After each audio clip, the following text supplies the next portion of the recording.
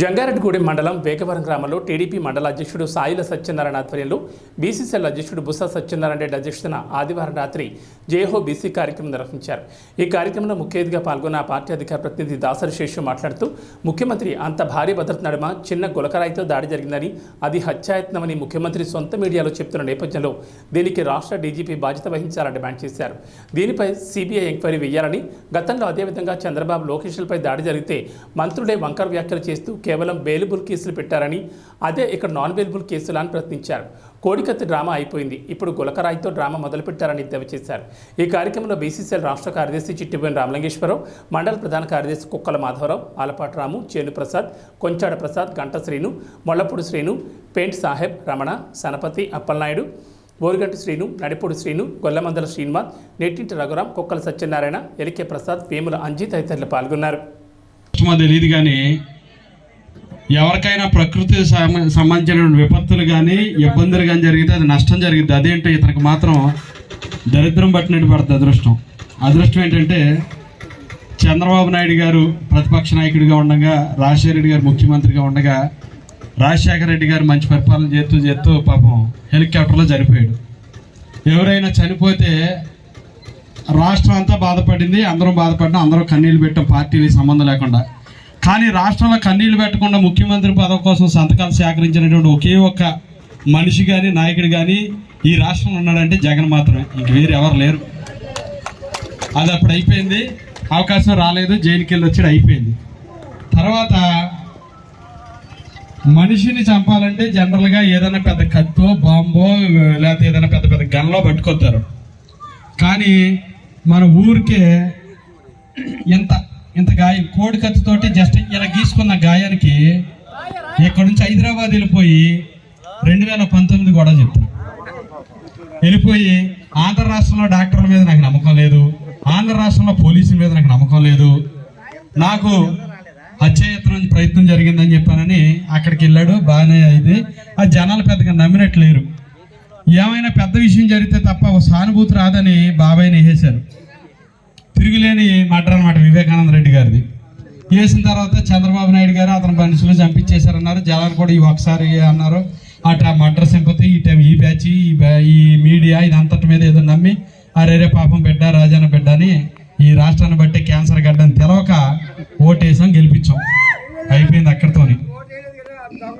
4 దొంగోట్లు వేసారు, మరి చెప్పలేం కదా ఇప్పుడు ఇక్కడ రైట్.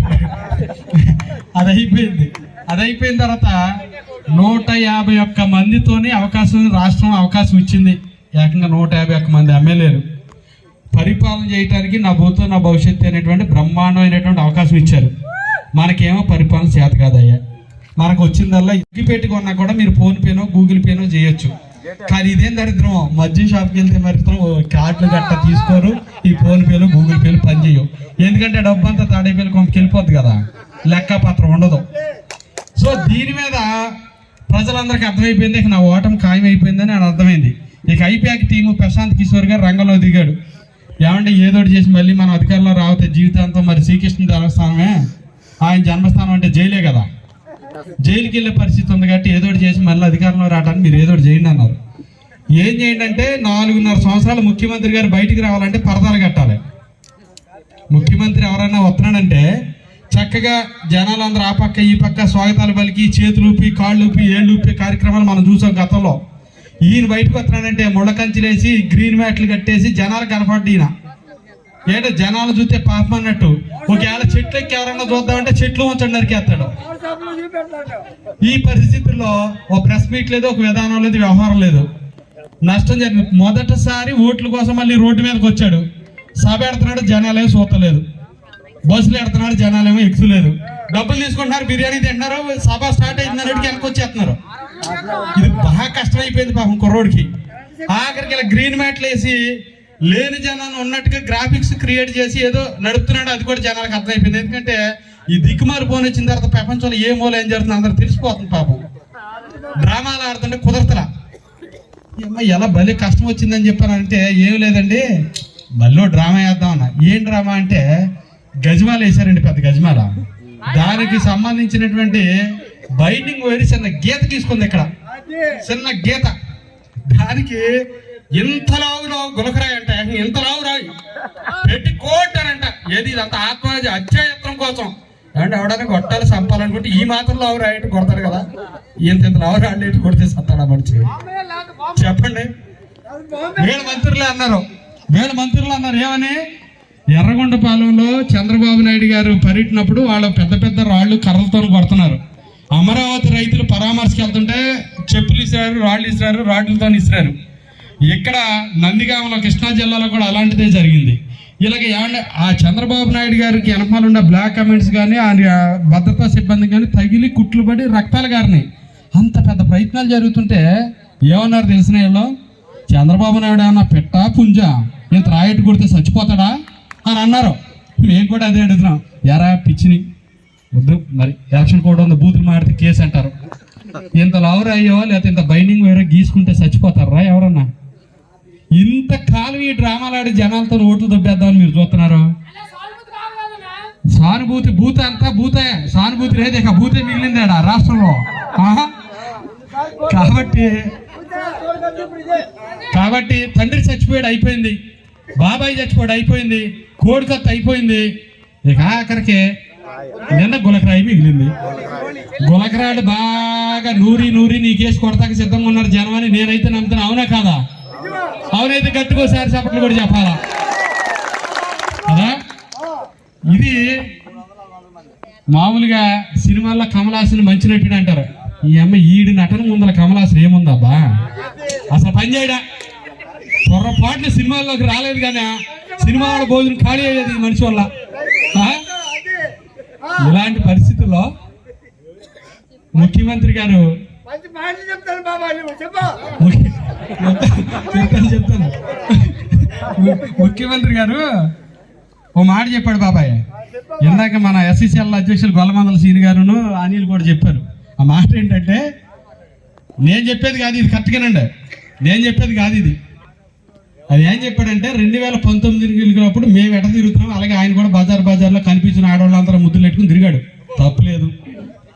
తిరిగినప్పుడు ఏం మాట చెప్పాడంటే, మద్యం వల్ల అక్కడ కూర్చున్నారు కదా మా అక్కోళ్ళు, ఆడవాళ్ళని ఉద్దేశించి ఏం చెప్పాడంటే, మద్యం వల్ల మా అక్కోళ్ళ తాలిబొట్లు తెగిపోతున్నాయి, సంసారాలన్నీ నాశనం అయిపోతున్నాయి.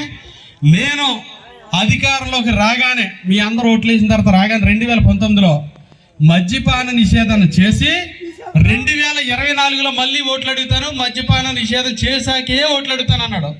నేను ఇప్పుడు ప్రశ్నించేది ఏంటంటే, మద్యపాన నిషేధం అనేది మీ ఊర్లో షాపు లేకుండా మూసారా? ఉన్నాయి కదా. జంగారెడ్డి కూడా అంతకుముందు ఒకటే ఉండేది బారు, మైత్రి బార్ అని ఒకటే ఉన్నది.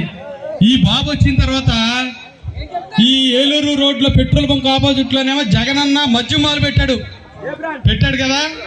అక్కడ నుంచి తాండ్రపాపారాయుడు బొమ్మ ఎదుర్కొంటే ఇంకొక వైన్ షాప్, ఇది దాన్ని ఏమంటాం, బార్ అండ్ రెస్టారెంట్, అది పెట్టాడు కదా. మా ఊర్లో 2 షాపులు వచ్చినాయి, ఇంతకుముందు ఒకటే ఉండేది, 2 షాపులు వచ్చినాయి. ఈ రకంగా ముఖ్యమంత్రి గారు చెప్పిన మాట ప్రకారం మద్యపాన నిషేధం చేశాకే 24లో ఓట్లు అడుగుతానన్న పెద్ద మనిషి చేయనప్పుడు ఓట్లు ఆయన అడిగే హక్కు కానీ అర్హత కానీ ఉన్నాయా? ఆయన మాట తప్పి మడమ తిప్పి మనల్ని మళ్ళీ ఓటు అడిగితే మనకేమన్నా సిగ్గు లేదా? మళ్ళీ మనం ఓటేస్తాకే చెప్పండి, మళ్ళీ మనం వేస్తామా? ఏం కదా, ఏవు అంటే గట్టిగా మేము వేయమని చెప్పండి. అక్క మీరు చెప్తున్నా వేద్దామా కప్పు తీసి? ఏం కదా, ఓకే.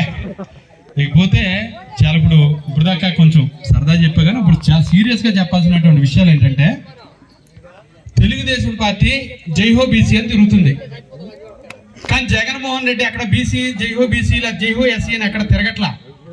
ఏమని తిరుగుతున్నాడంటే జైహో రెడ్డి అని తిరుగుతున్నాడు. ఎందుకు తిరుగుతున్నాడు, ఎలా తిరుగుతున్నాడు చెప్తాను. ఇది నేను చెప్పే మాట కాదు.